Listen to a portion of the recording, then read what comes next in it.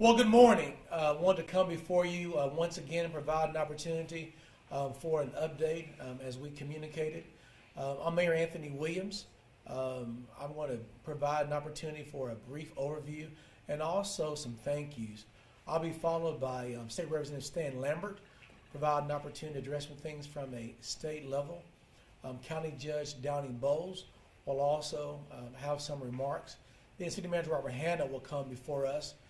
He'll provide an opportunity to introduce Rodney Taylor to speak about water, and both chiefs, both Candy Flores and Marcus Dudley, will also provide an opportunity for some updates. You know, 2020 showed us as a nation where we have challenges in regards to the schism and division that exists. I think when we look at the Broadwood apartment fire, and now in the midst of the situation dealt with this week, it really amplifies the fact that although Abilene and Taylor County is not free of those things that are prevalent throughout the nation, we do come together and we work together for the common good of this community. So many people have made a very tough situation a better one, and I'll be remiss if we take some time and just thank some of those partners who went beyond the call of duty and reached out to their neighbors and helped them make a very unpleasant situation more bearable. I want to start off and thank both Taylor Electric and AEP who have worked around the clock in trying to restore and work with our citizens who have been in the dark for a number of days. And so I want to thank Ryan Holmes and Ryan Bartlett from Taylor Electric, and then Greg Blair from AEP. The Texas Military Division have stepped in. I want to thank them for their efforts. Dyess Air Force Base by Colonel Sumigel and what they've done.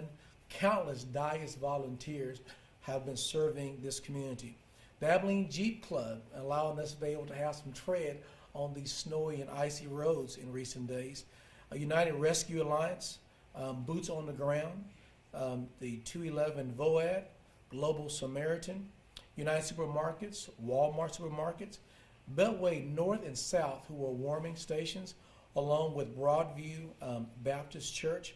We also want to thank the Highland Church of Christ, who on yesterday opened up their Grace Point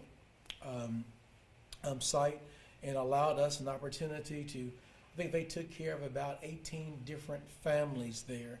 And so I want to thank them for leadership. Chick-fil-A, Cameron Wiley did yeoman's work, Stephen Hunt. And I want to thank Nicholas Moses, Anne-Marie Marone, Shante Fleming, and really countless other business individuals. And if I forgot to mention who you are, well, God knows who you are. But I just want to thank Abilene and this community for all they have done. We'll provide some more information technically in regards to our city manager and his staff that will talk about what this means going forward.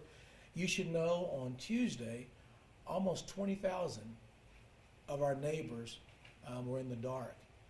Today, this morning, less than 1,400. And AEP and Taylor Electric are working around the clock to be sure that they're restored. We're hopeful that we can do so by today. But this has been a great opportunity to serve.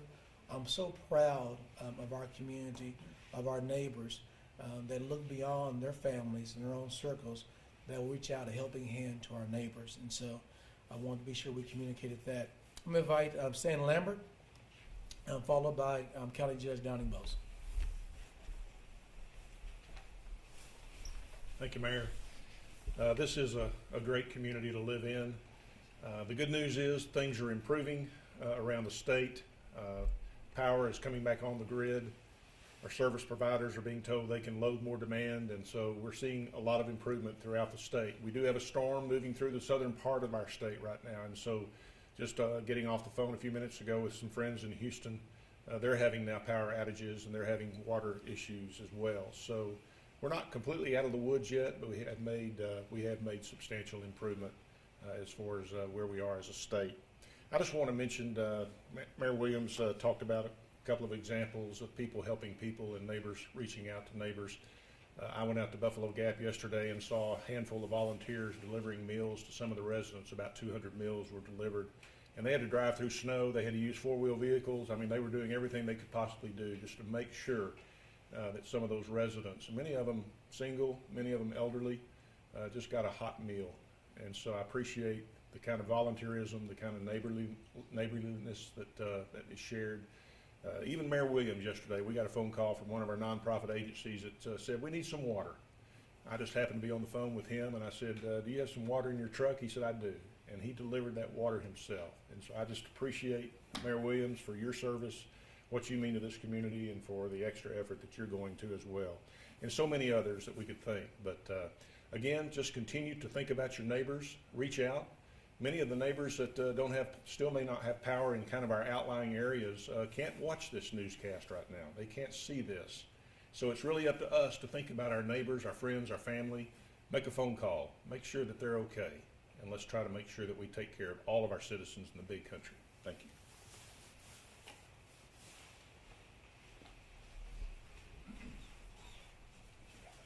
Thank you very much, Representative Lambert. And my name is Downing Bowles. I am the Taylor County Judge. I want to bring you a quick update on how things are going in the county right now. I think the big news this morning is that we have been notified of 3 deaths out in the county due to the cold weather. The sheriff is working those and has, I think, released previously just a few minutes ago that information to the media. So I won't expound any further on that other than to say they are apparently related to the weather. I know that they're all 3 males, and they occurred in different parts of the county. One of them was in Tuscola. The other one, I believe, was in Buffalo Gap. I think that's right. 2 of them were in Buffalo Gap. Buffalo Gap, speaking of that, they were having some sanitation problems yesterday with the sewer. Those have been cleared up and taken care of, I understand. I think the thing I'd like to reiterate to people is that this is an emergency affecting an awful lot of people in our county. That's small and large government alike. Power has been restored for most of our locations, but that's bringing some new problems with it. We got notified this morning that the new courthouse, has a water leak on the 2nd floor in the men's room, and that transpired down to the 1st floor. None of our records are damaged or anything else like that, but the water has been taken care of and the leak taken care of. So we're doing like all are. We're trying our best to get them fixed as they're coming. But as the thaw continues, we do anticipate that we'll be learning more and more about the water break. So that's still an ongoing problem. County government has been closed all this week. We were supposed to have a county commissioners meeting on Tuesday morning. We've had to push that back every single day. We've had to push back mental commitments, and county government as a whole has just come to a stop this week, as I'm sure a lot of things have. Essential emergency services, I can't say enough about those folks because they have been working very well getting out to those emergencies as they need to be addressed. So hats off to them. The jail does have water again, and we want to thank the city for getting those water lines back open and getting the water stations back on. We're going to move forward. I do think that tomorrow, based on what I've heard so far, is that we're probably going to stay closed tomorrow and just open back up on Monday. We do anticipate that the temperature will get above freezing sometime tomorrow, and the good news today is the sun is out, and that's something we haven't seen the whole week. So. It's just a reminder that the sun is always out there. It just sometimes just takes a while to see it again. So that's kind of where we are. I'll be glad to take any questions after we get through with our presentation this morning. Just to encourage people to please, if you don't have to be out, don't be out. The roads are snow-packed, they are icy, and it's going to take you longer to go. Most important thing is just stay out of the weather, though, if at all possible. It is very, very cold out there, and it's still very, very dangerous. So I'll take any questions at the end of the news conference. All right?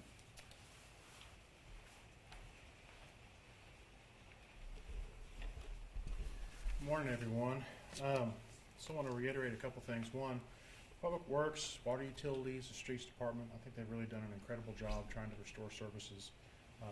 Driving in early this morning, the roads are definitely slick. A lot of that ice has compacted and turned into ice. A lot of the snow's compacted and turned to ice. So just second, Judge Bowles, if you don't need to get out, please don't get out.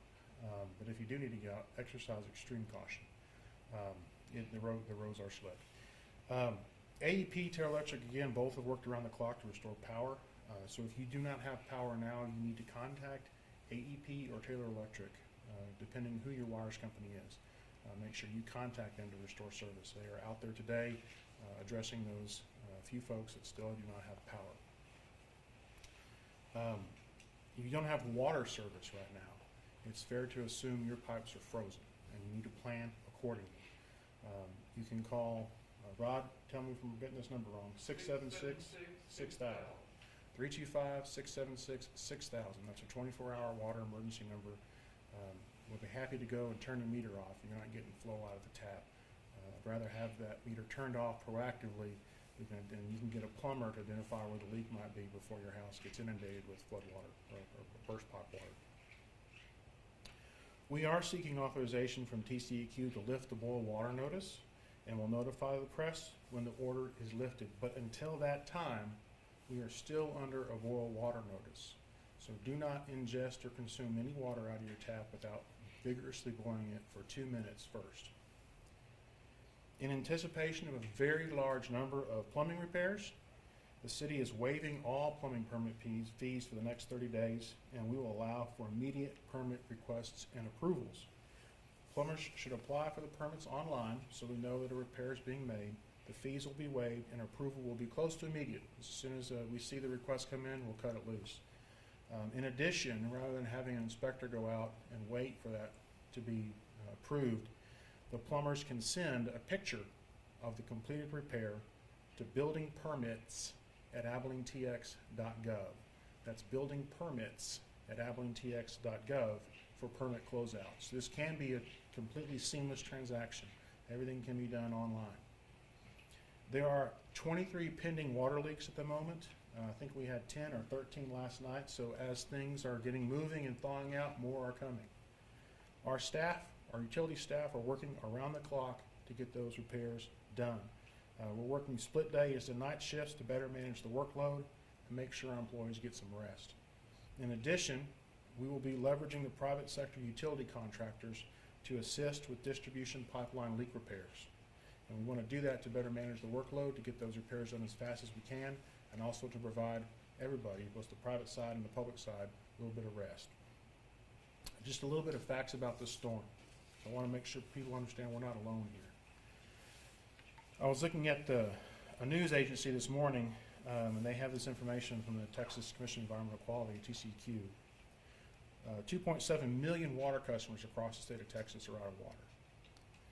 Approximately 590 public water systems in 141 Texas counties as of late Wednesday evening have reported disruptions in service, basically boil water notices, so very similar to what we have had happen ourselves. Pressure's gotten so low because plants have stopped producing because electric was off to the plants. Their secondary generation failed, whether that was a utility grid connection or on-site generation, just failed. And it's affected 11.8 million people as of late Wednesday afternoon, according to the Texas Commission on Environmental Quality. So we didn't cause the problem, but we sure own it, and we are sure working to fix it. And the good news is I do believe we've got water service restored through the rest of town. If you don't have it today, it means your pipes are frozen. And call 325-676-6000. We'll help you with shutting your meter off if you can't do it yourself, to make sure that you can handle that with a plumber so your house doesn't flood. I'd like Rodney Taylor to come on up and talk a little bit about utility service and kind of what we're seeing from our tank elevations and those sorts of things. And before we get questions, I also want to have Chief Dudley and Chief Flores and Mr. Cantu come up and talk just from a public safety side how things are doing, and then we'll open it up everybody to have questions. Fair enough? Thank you all very much.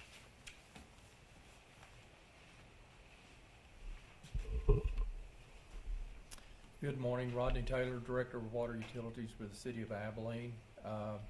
We've had a lot of good things happen over the last couple of days to restore water service. I can say with confidence now that we have been able to restore water pressure to all parts of Abilene and also provide water available for our wholesale customers, which affects a lot of our rural water systems and some of our surrounding cities. So we're really happy to say that. And then, right now we are producing water from all three of our water treatment plants consistently. We're producing good quality water. That puts us in a position to be able to start working on our distribution system and working out of this boil water notice. So it will be a process, and it will take some time, and we can't just flip a switch. We've got to go through some procedures, and the whole idea is to make sure we ensure public health and safety of our water supply. So if you'll just bear with us on that, we will get there. It'll just take us a few days to do that. We're working with another agency to help us in developing that plan and make sure that we do what the state is needing us to do to meet those criteria. So we still have several issues, several things going on, a lot of activity. Like Robert mentioned, out in the distribution system, we're very busy with all of that right now. A lot of guys working. You could have some intermittent power interruptions or water interruptions based off of water main breaks, those types of things.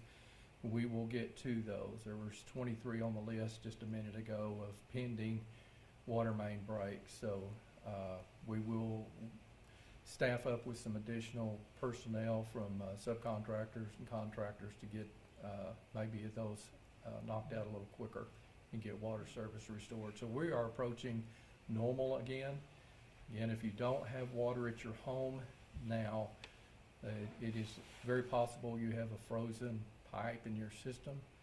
And if you need an emergency off, that's 676-6000 is manned 24 hours a day, and it will put you on a list to get an emergency off. And we are really scrambling a lot of people to make sure we can get those as quickly as possible. I think there was about a list of a dozen this morning that the staff was working on, so we have been able to work, I don't know, hundreds of those probably in the last couple of days. And that will continue as this weather thaws out. A lot of what was assumed to be a water outage will likely be frozen plumbing that will break loose. So call that number if you need our help on that matter. So any questions regarding water utilities? Well, since you asked the questions, I'm getting a lot of people asking, how long is the boil water notice going to last? Well, I would love to be able to give you a definite date. I cannot do that. We hope to have that done by early next week. We will be working through the weekend diligently to accomplish that. But there's just certain criteria that we have to satisfy, and a lot of flushing, a lot of sampling, and then laboratory analysis of those samples to verify water quality before we can do that. So. And I know Governor Abbott talked about last night, personal residences, they go and turn off their own water meters. Are you guys suggesting people do that or call you instead? Well, we can be available to do emergency turn-offs. We're right now not telling someone if they need to turn their meter off because of a leak in their home. I really would hate to discourage them from doing that.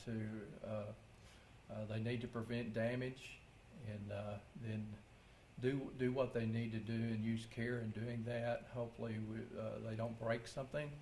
If they need our help, please give us a call, and we'll try to get out there and do it for them. And how many, I know we're talking about, pipes bursting and not, how many are you guys kind of working on at the moment? Well, we've got 4 crews on both a day shift and a night shift. So all 4 crews are out active right now working leaks at any given time. Do you know how many leaks are right now? Well, we have 23 on the list, and they're working some of those 23 right now. And two, are we continuing to push the message to conserve water, or is that? Well, I think we're in better shape water-wise. I would still encourage people to be reasonable in their water use and conservative. If you need to take a shower at this point, I think we can say you can take a shower. Getting back to the boil water notice, Robert Henry mentioned that we're not the only ones in the state going through this, and I know samples have to be sent to Austin. Do you expect a backlog or maybe an extended waiting period to get results back from Austin so we can get out of the boil water notice? Well, as far as the bacteriological samples, our environmental lab is capable of processing those. We typically would run those through our Taylor County Health Lab. They are our normal processor of those types of samples. That lab right now is down because of the water damage to that facility. So we are assuming that through our environmental laboratory right now until they can get their lab back up and running. So it is local, and that definitely helps One thing it could be helpful to clarify a little bit too, if you don't have water, assuming pipes are frozen, of course, they're calling 676-6000 for help if you need help getting your water turned off. I've seen some things online talking about maybe leaving your faucets open so as water thaws, then you don't have, is that helpful at all? Or I was wondering just about your faucets in your home. Should you be leaving them open if you think your pipes are frozen? Well, I would say the risk is on the homeowner at that point. If their water is off and they leave a faucet on, I would say only do that if you've got someone there that can observe when flow starts and can manage that. Okay, thank you. Chief Dudley, you want to provide a little update on police department and maybe mention our own weather-related death?